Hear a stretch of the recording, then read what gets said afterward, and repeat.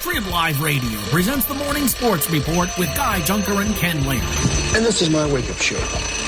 I'll be coming at you every morning about this time, hoping to make your experience the best available in this price range. An update and preview of everything going on in Pittsburgh sports. Now the Morning Sports Report. Trib Total Media. See what's next. Good morning. It's the Cash In Culture Morning Sports Report. Trib Live Radio, triblive.com. Ken Laird, Guy Junker. Camp day one, at least of padded practice. We're in out of the cold. Yeah, well, boy, it was miserable in that sense. Very, very exciting in terms of the level of intensity. Big hits going on during team drills. What stood out to you, Guy, from watching sideline view? Well, and Mike Tomlin downplayed it, but Shazier was a beast. I think overall general enthusiasm. I think this organization, top to bottom, players, coaches, staffers are hungry. 2 years of mediocrity, they're not used to that.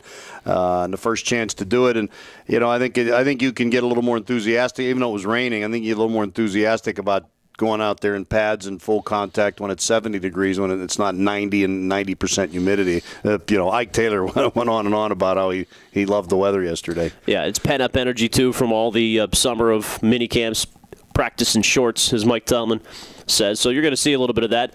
Ike actually, on his radio show with us last night, singled out Stephon Tuitt. He thought he really showed himself as an Aaron Smith with speed, he called him. And he agreed that Shazier had a good debut, but sometimes the players see things we don't. Yeah. He thought Shazier made a couple mistakes, too. It's day one. He wants to see consistency from these guys, and that's the thing. But the Shazier flash in the backs-on-backers individual drill, it's something that gets us media guys excited, but you can just see his talent and what the coaches and the scouts saw when they scouted him at Ohio State.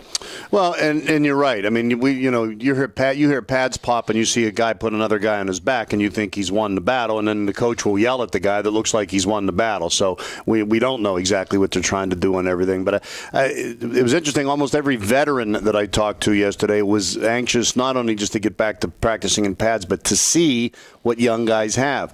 David DeCastro was talking about, a guy looks good in shorts and a helmet, and it's a whole different ball game than when you actually get out there in pads and you're physical with an NFL veteran. So I think it'll settle down a little bit. 16-0 in the regular practice. There, championship.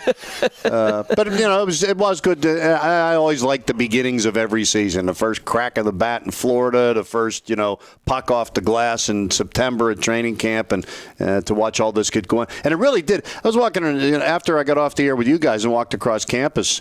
There were people walking around with their hoodies pulled down and leaves were blowing off of trees, and it almost seemed like St. Vincent was getting ready for a homecoming game, in late October. Yeah. Off day today.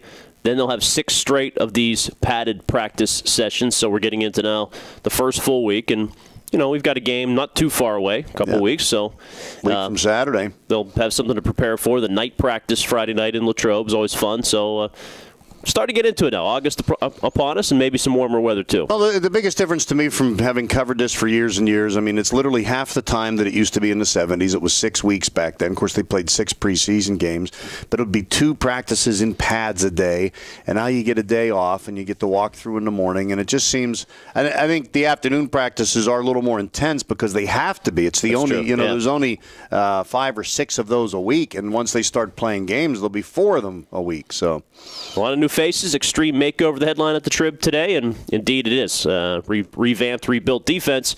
We're talking about it here all August into the regular season. The Morning Sports Report brought to you by Cash and Culture here on Trib Live Radio.